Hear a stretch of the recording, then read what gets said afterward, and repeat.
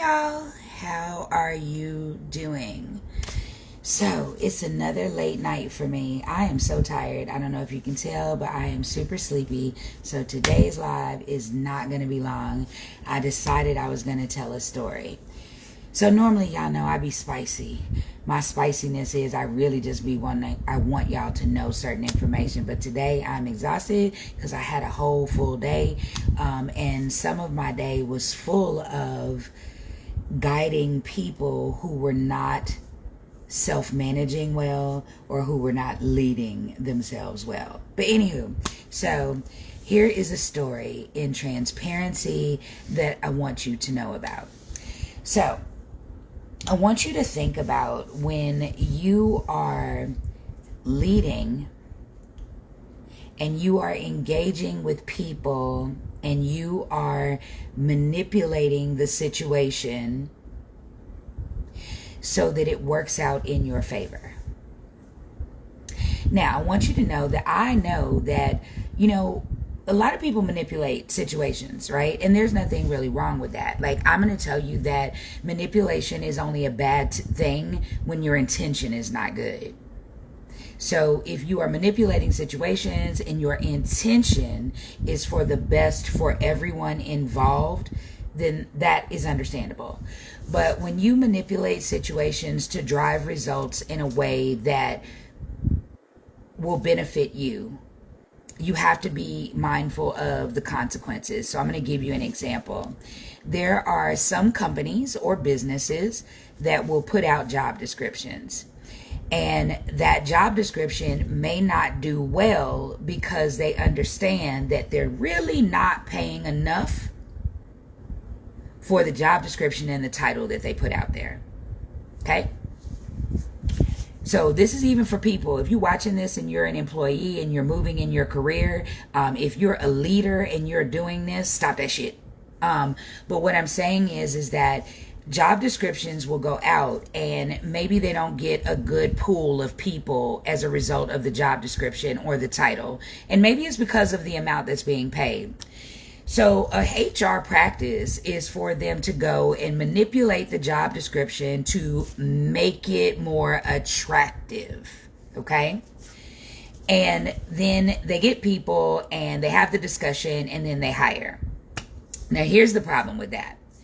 When you manipulate a job description to make it more attractive, however, what you have done is you have lied. Like, if you are lying in the job description as an owner because you are trying to make it more attractive because you know you're not paying enough, and then you get people in because you were not being ethical and you were being disingenuous, there are some consequences that you have to pay for that. What happens is you have disgruntled employees, you have employees that want to leave, and there are lots of things that you have to worry about as a business owner or as a leader who has misrepresented the job. So, why am I saying that? Because there are so many people that are not transparent in their job description. There are some business owners that won't even put a job description together.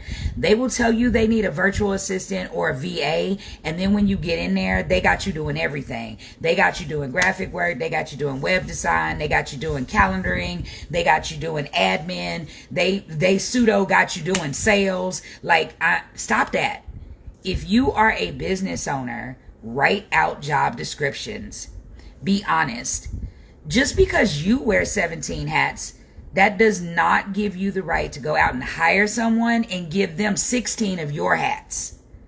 If you're wearing 17 hats, you might need 17 team members. Maybe you might need 10. But the point is that it is unfair for you to take all the things, dump it on one person, and then pay them $15 an hour. That's absolutely ridiculous. And there are some consequences that come along with that. So I'm going to tell you some very candid things that very candid consequences, right? As a business owner, sometimes you'll get a disgruntled employee that they know you're not paying them enough. They know that you're overworking them. They need the job. And then they start stealing from you. That happens. That's a real life consequence of you hiring wrong because you manipulated the situation to get people to come in to do some things when you know you were going to work them like a stuck slave, right? What I would challenge you is this. Yes, Stephanie, I see it, but the person does have to be an advocate for themselves. I agree with that, but that is not what this live is about. This live is about transparency and leadership. This live is about leaders lying, because that happens. So I'm not really focusing on the employees at this point. I'm really focusing on the leaders that are manipulating situations because they are offering something that looks really great to a group of people that might potentially be desperate because they need a job, and then they are bringing them into the position and they are overworking them and underpaying them. And the reason why I'm saying that is because there are so many people that leave corporate America. They leave corporate America only to become something very similar to what it was that they themselves left. There are some people that leave corporate America and create an environment for employees that is so different from where they were. And they really stay true to, I left corporate America because I really wanted to create a company that had a culture where employees could thrive. But often I find business owners that enter into corporate America and they kind of adopt the chaotic atmosphere that they came from only because they're doing the whole solopreneur thing. So here's my point. My point is that if you are a leader and you are manipulating the situation to make it better for you and for your team, that's acceptable as long as you are being transparent and as long as you are being ethical and honest. If you out here in these streets and you are lying to get people to come into your business at a cheaper rate, and then you are giving them things to do that you know are not $15 an hour task, I want you to stop, and I want you to consider that. I want you to consider, how would you feel if someone did that to you? And I also want you to consider, is that the kind of leader you want to be? Do you want to hire people that you tell them that their job is to be your assistant or personal assistant? Or maybe you tell them their job is to be your social media manager. But then on top of social media management, you have them doing sales, but that's not what you discussed. You don't even have, first of all, you don't have a job description, but you hired them under the auspice that they were going to do social media management. Then you get them in and you have them doing so much more than managing your social media. And then you get frustrated because they're not meeting your expectation. But the question is, what all did you give them? So I'm being transparent, and I'll tell you all. So I am currently in that situation, but I also found myself being the facilitator of that type of situation. And I'll tell you why. At one point, I made a decision to go back into the workforce because I wanted to be able to make money that I could sustain my life with, and then I could use the money that I got in the business to reinvest in the business, right? So I hired someone to help me with that, and I'm not gonna lie to y'all, I really gave her too much to do. I kind of literally started relying on her in a way that was unfair to her. Now, I paid her a decent amount, but the point that I'm making is that the understanding was I hired her for one thing, but then I had her doing so many things. And then we got to a point where we were having some difficulty in communication, but that really wasn't her fault. It was really my fault. It was my leadership. It was me understanding that, Tiffany, just because someone's good at something doesn't mean that you keep piling things on them.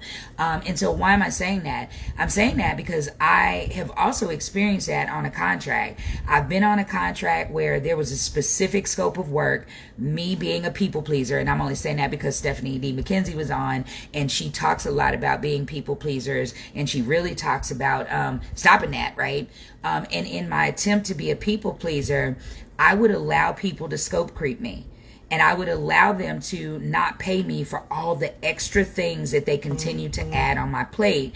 And that's about really making sure that you, and in advocating for yourself, you do have to draw boundaries. At the same time, when I talk about leadership, as a leader, set expectations, be consistent with the expectations, and talk transparently to your team. Be transparent in your leadership. Don't manipulate so that it benefits only you and it doesn't benefit your employees or your clients, right? Be ethical in your dealings with others, because that is super important. So I just wanted to share that. That's all I have for this evening. Hopefully that was good. If you're listening to this on the replay, drop a note and let me know if there was anything that resonated with you.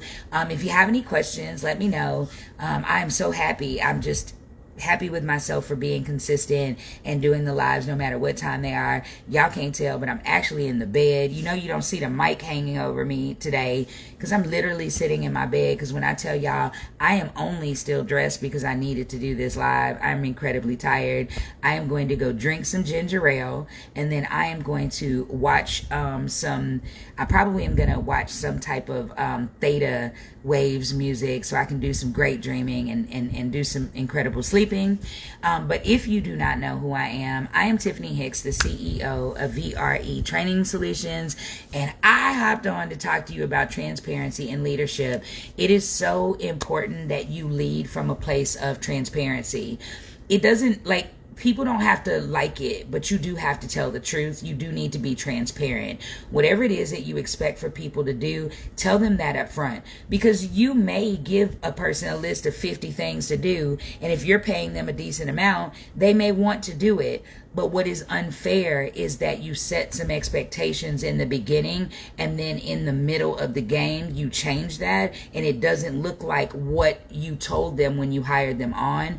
And that is very important because, again, like I said, there are consequences that go along with manipulating situations in an unethical way that only benefits you. Number one, it's going to cause you to lose people. You will not be able to retain people. Number two, again, I mentioned turnover is high, but stealing is high too. And then the other thing is that people that damages your reputation. People may go and say, I would never work for that person again because of their attitude, or because when I interviewed with them, they were kind and all of that. But then when I got to working with them, they were a completely different person. And so just learning to lead in authenticity is very important. And part of authenticity is being transparent. So if you have any questions, please make sure that you drop me a DM. I am open to talk about leadership. I'm open to talk about transparency. One of the things that I have learned over the years is that transparency is difficult. It is very difficult. It is very difficult to be open and honest with others and really tell them what's on your mind in a way that is loving and kind. It is difficult. But here's the thing. What's more difficult is cleaning it up when you continue to have misunderstandings. If you are miscommunicating, misfiring, not getting the results and the outcomes that you want, you are opening yourself to a world of frustration. So it's a whole lot easier to just be transparent and upfront in the beginning. Have the difficult conversations in the beginning to work it out so that everyone understands each other. Everyone knows what is expected, and then everyone can do their absolute best. Because having transparent conversations in the beginning of employment, or in the beginning of working on a project, whatever, in the beginning of a relationship, being transparent about your needs, what it is that you want, your likes, your dislikes, what your expectations are, it literally can save you so much grief over the course of the relationship, because you can actually say, hey, you remember at the beginning when we talked, this was a boundary for me. I haven't changed. This is the same. Or if you can be transparent and communicate throughout the relationship, because it's important for you to tell people when something has changed. Maybe you're not in the same space you were when you hired someone. Maybe you do need more from that person. But instead of just making a decision to just pile extra tasks on for that person, have a conversation and say, hey, our business needs have changed. Here's some things that I would like to know if you could do. How do you feel about that?